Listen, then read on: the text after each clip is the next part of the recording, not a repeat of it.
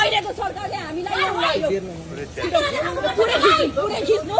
देखाइदिनु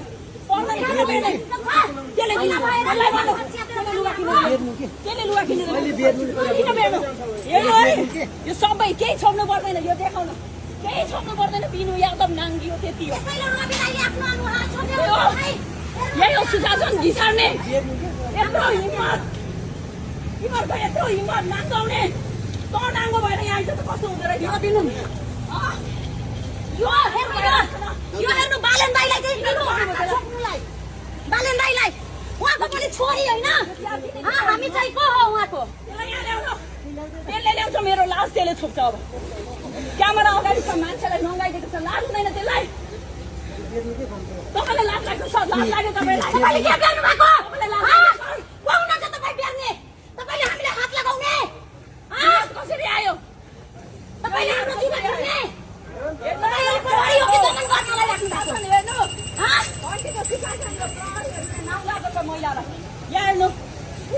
सबै देखाइदिनु मेरो घाउ पुरै तछारिएको छ भोलि मिडियामा म मेडिकल रिपोर्ट पनि लिएर आउँछु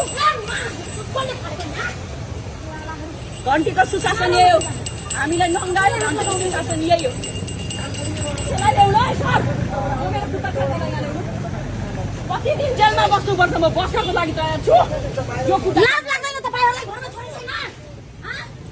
यो बुढी छैन बुढी नभए छोरी त होला नि एउटा आमाको कोखबाट जन्मेर तपाईँ यहाँ मेरो अगाडि उभिराख्नु भएको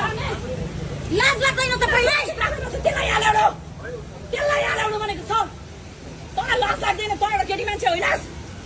तैँले यही हो गर्ने यो के पावर देखाएको तेरो पावर के हो यसको नाम गर्दीको पावर देखाएको अब त यसले जबसम्म माफी माग्दैन यो सडकबाट मोडी गयो मेरो ज्यान जलाउँछ यही हो तेरो पावर अरू पनि मैले